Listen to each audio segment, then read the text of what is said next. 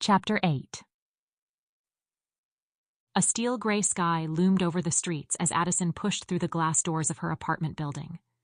She walked slowly, her shoulders sagging under the weight of defeat and eeriness the day had thrown her way. As she stepped into the elevator, her mind was still mentally rummaging through the case files, the dead ends, the relentless questions with no answers. And of course, visions of that damned maze. There! Crossing the threshold of her apartment, she shrugged off the tailored jacket and let it fall carelessly to the floor.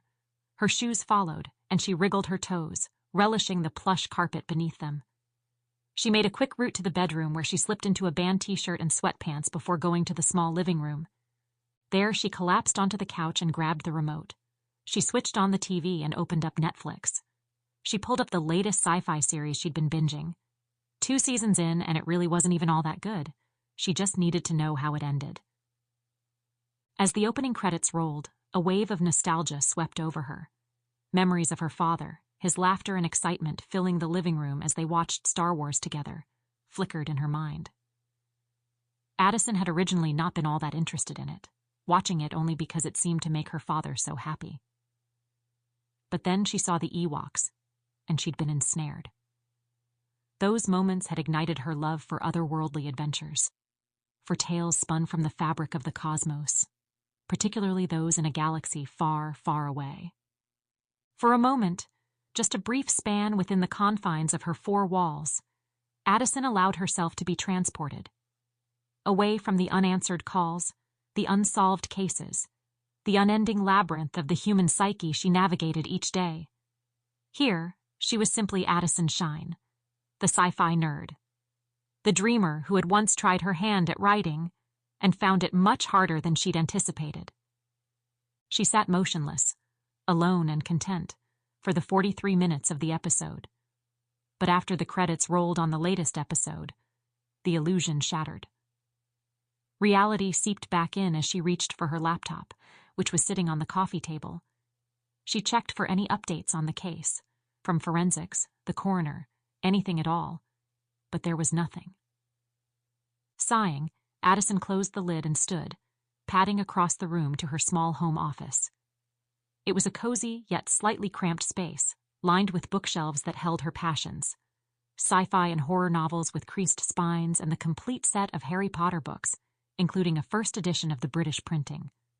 Among the organized chaos, collector's items stood proudly on display, each a testament to her love for the fantastical and macabre.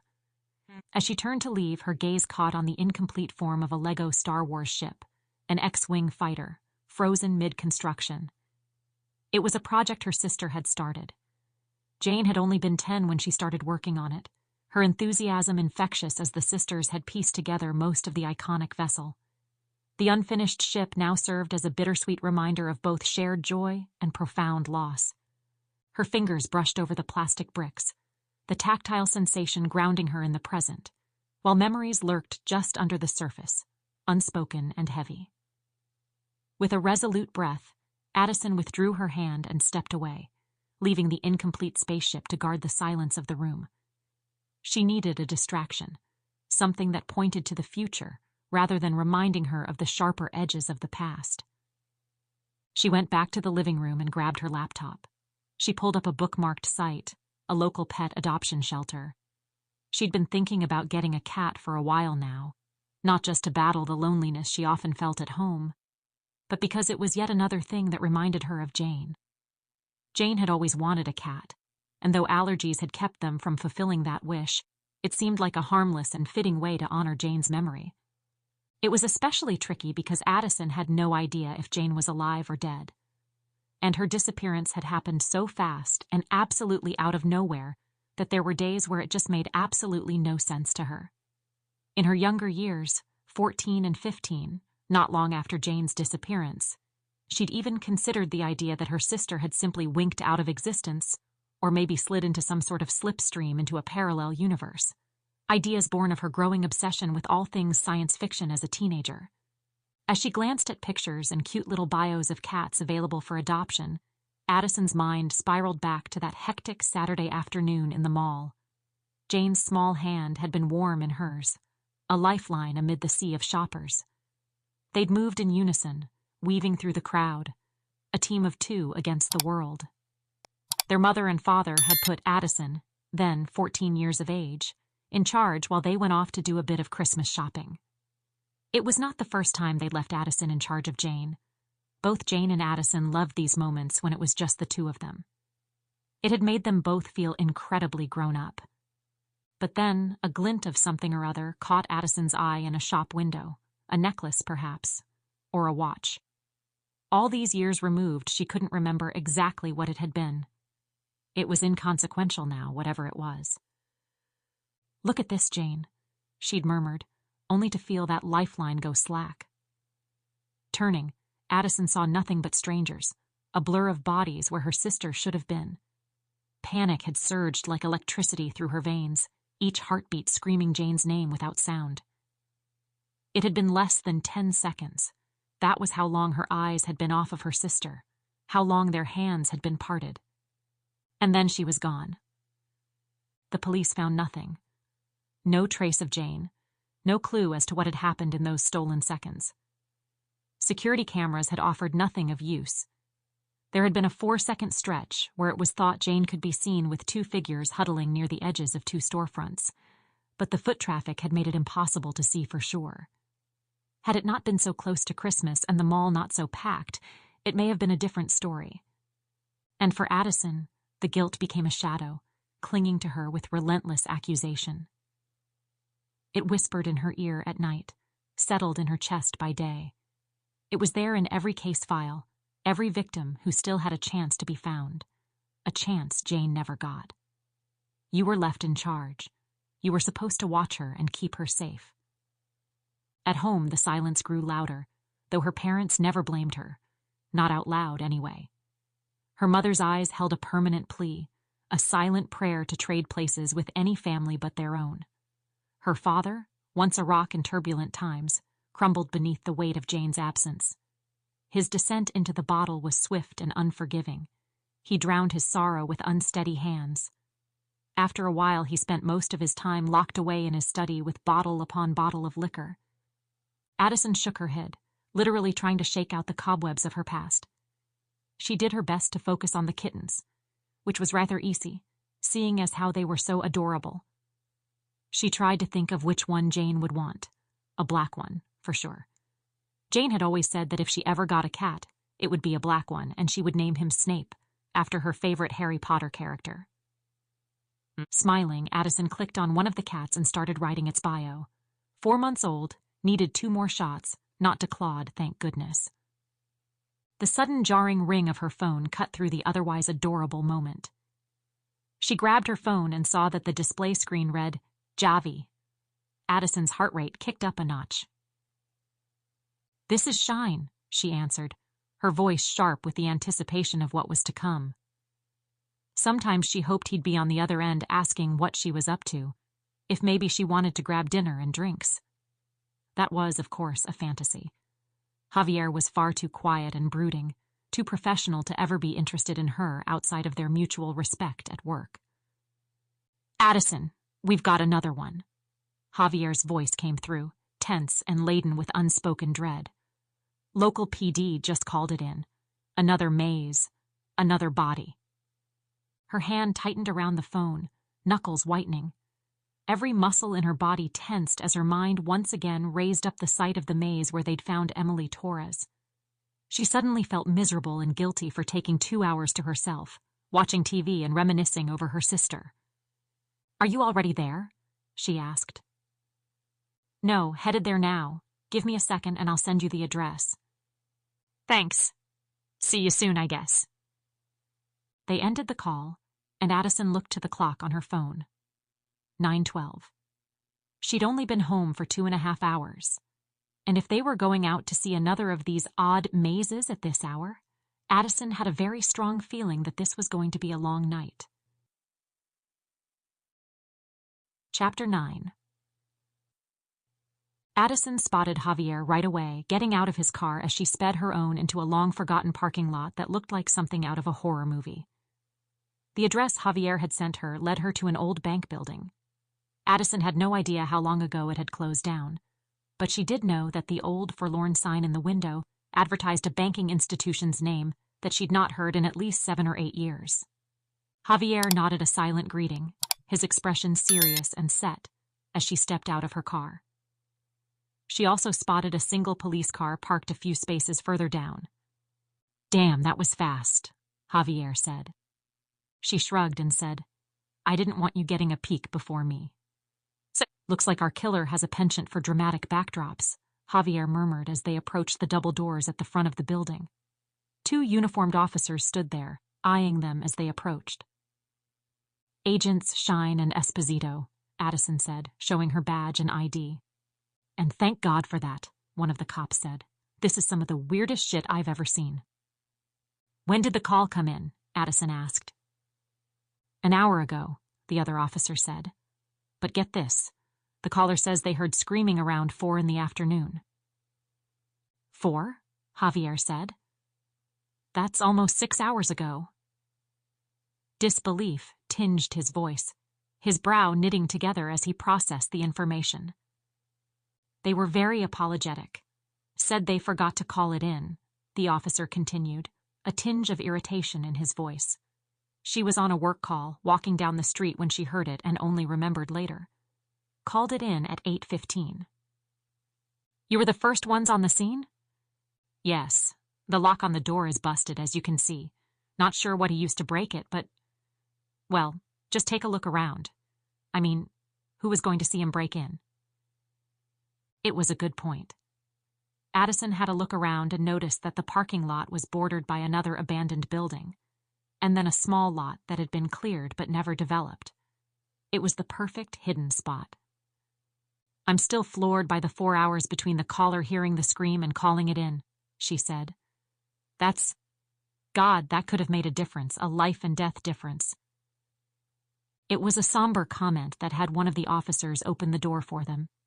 They stepped inside together and saw that one of the cops had placed a small roadside lamp on the floor, pointing it toward the left side of the building.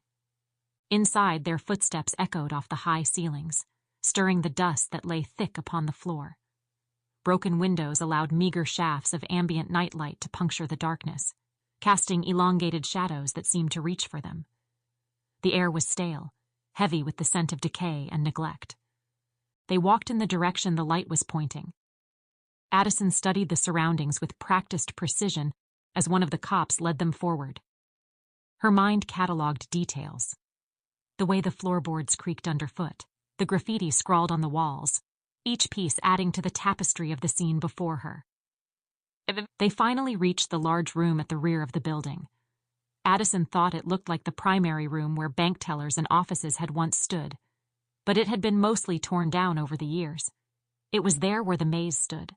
Just like the first one, it had been constructed from wooden pallets and scrap lumber. It was a chaotic jigsaw of pathways and dead ends. The haphazard assembly of materials gave the impression of hurried, frenzied workmanship, as though the creator had been driven by an urgent, twisted inspiration.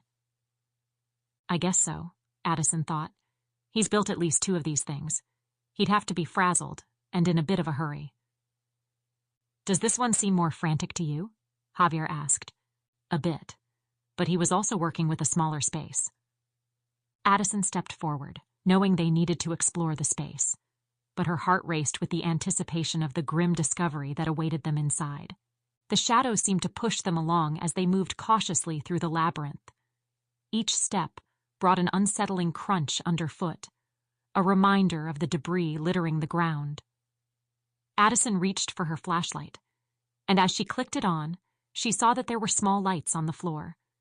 They were spaced out every 20 feet or so, little battery-operated lights that resembled half-domes. They put out very little light, as each one was no larger than her fist. "Those were already here," the cop said.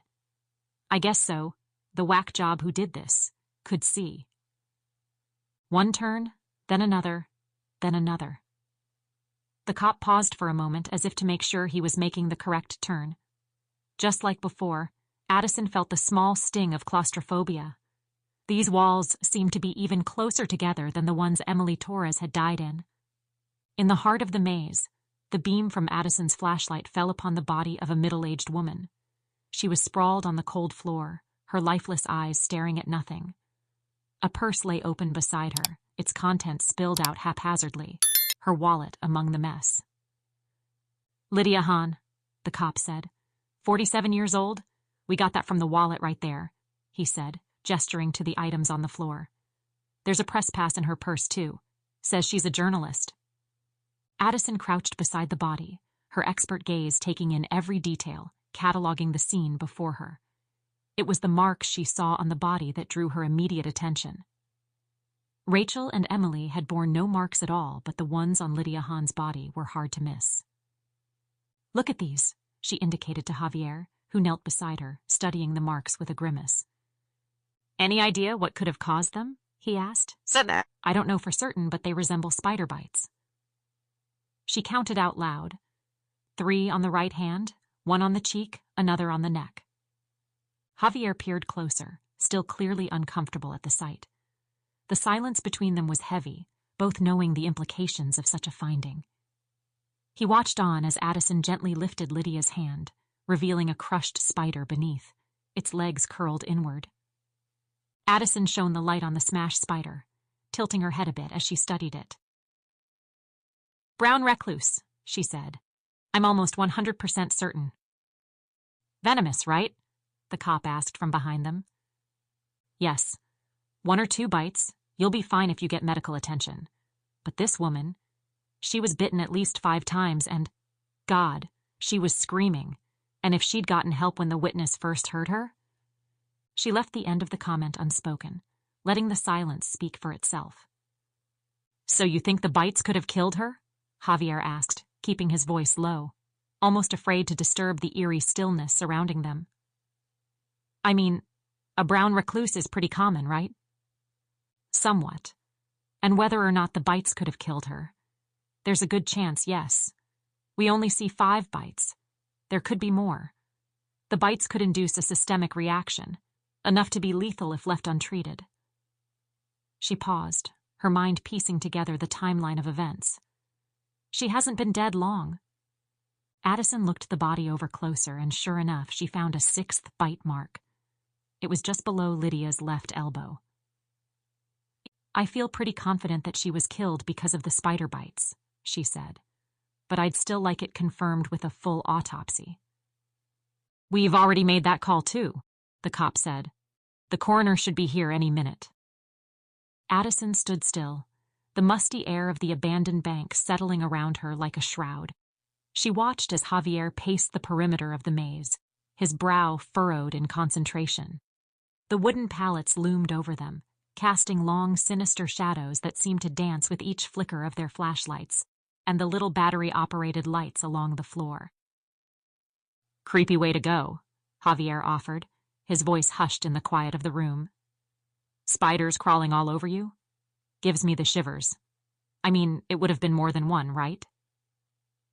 "Almost certainly, with this many bites." She shivered slightly and added, "Using spiders. It seems very calculated. He's picking his methods based on their fears." It was a chilling thought, one that brought an unsettling coldness to the pit of her stomach. "Maybe he is," Javier said. "I mean, we know that Emily Torres was claustrophobic. Maybe Lydia Hahn suffered from arachnophobia." "Both women forced into their worst nightmares," Addison said.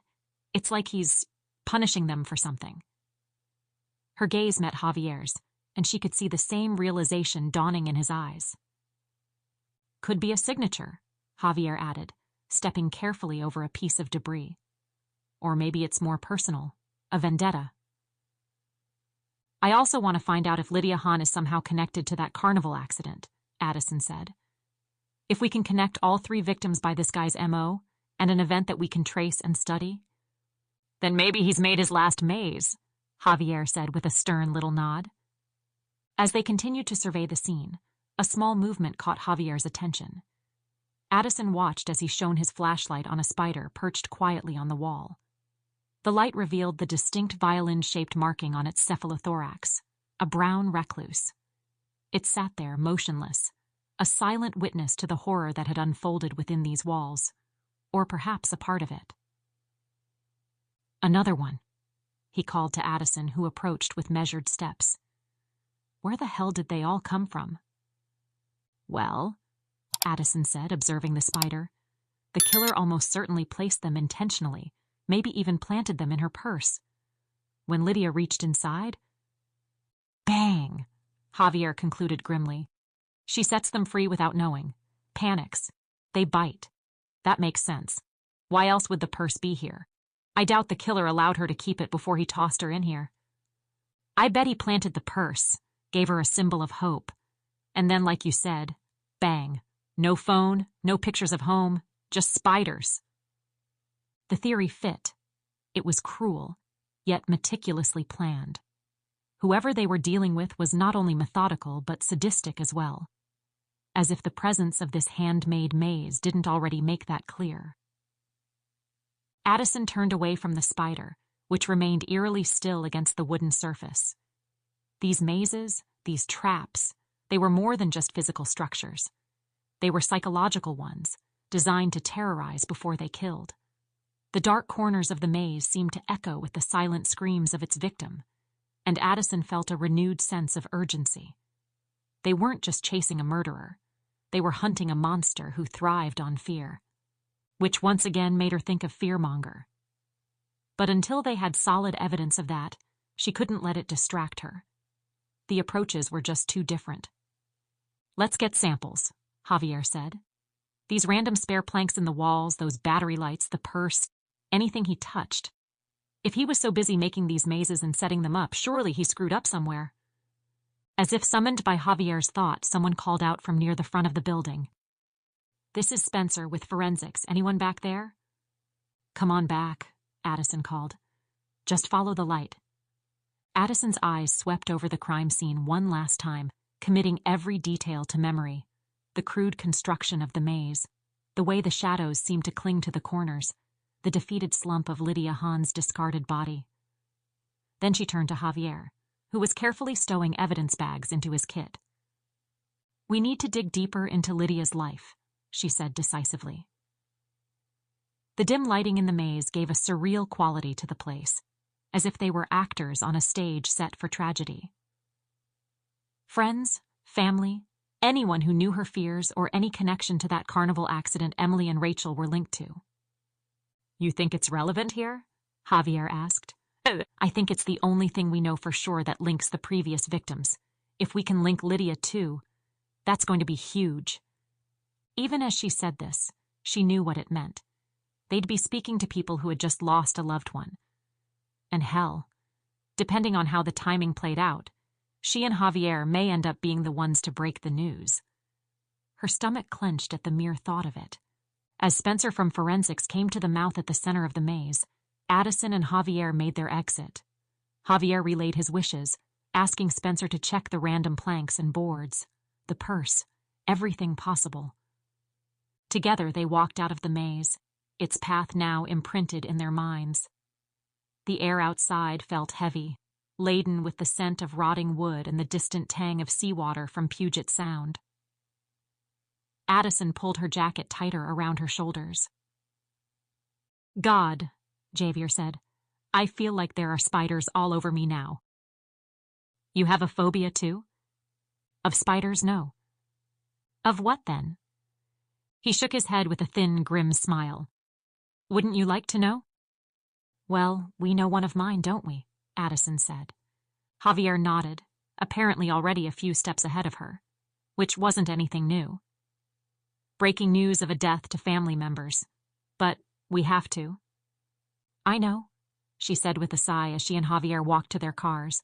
So, let's go see what else we can find out about Lydia.